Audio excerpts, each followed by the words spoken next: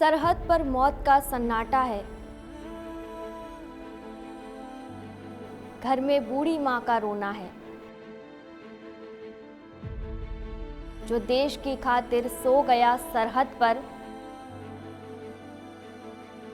वो अपनी मां का इकलौता बिछोना है। निदा फाजली की इन पंक्तियों को पढ़कर कारगिल के उन वीर जवानों की याद आती है जिन्होंने देश के लिए अपनी जान तक कुर्बान कर दी। कारगिल सिर्फ एक युद्ध नहीं, ये उन हजारों परिवारों का एक ऐसा दर्द है जो आज भी हर 26 जुलाई को ताज़ा हो जाता है। आज हम जिस आज़ादी की सांस लेते हैं, उसकी कीमत अमर वीरों ने अपने लहू से चुकाई थी। किसी माँ की गोद हमेशा के लिए सूनी हो गई, किसी पिता के बुढ़ापे का सहारा तिरंगे में लिपट कर घर लौटा, किसी पत्नी का सिंदूर उजड़ गया और किसी मासूम ने अपने पिता को सिर्फ तस्वीरों में पहचानना सीखा।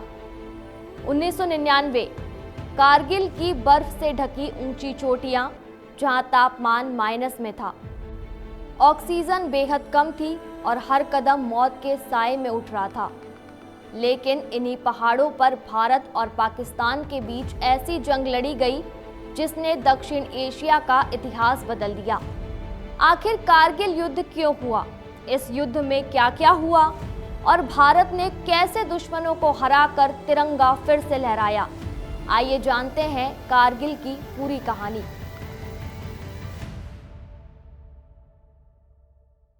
दरअसल सर्दियों के दौरान भारतीय सेना कुछ ऊंची चौकियों को मौसम की वजह से अस्थायी रूप से खाली कर देती थी। इसी का फायदा उठाकर मई 1999 में पाकिस्तान सेना और घुसपैठियों ने भारतीय सीमा में घुसकर कारगिल, द्रास, बटालिक और टोलोइंग की कई रणनीतिक चोटियों पर कब्जा कर लिया।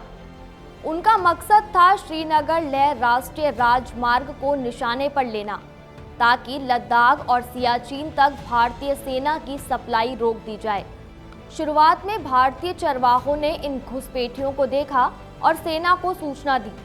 जांच के बाद पता चला कि ये कोई आतंकी घुसपैठ नहीं बल्कि पाकिस्तान सेना की साजिश है। इसके बाद भारत ने ऑपरेशन विजय शुरू किया।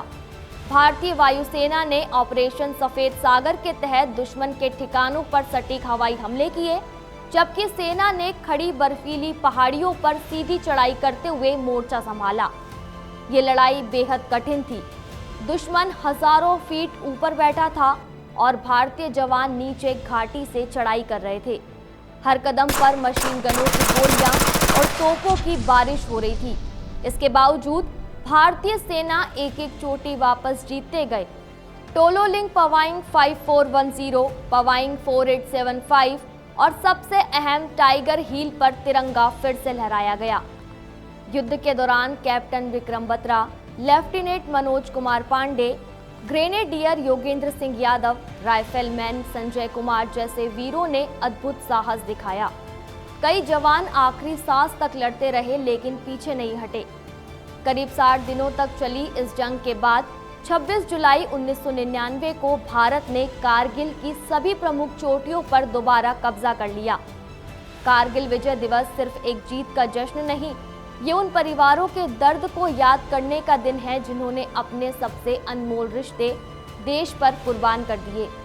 ये उन वीरों को नमन करने का दिन है जिन्होंने आखिरी सांस तक सिर्फ एक बात सोची, ये देश पहले, बाकी सब बाद में।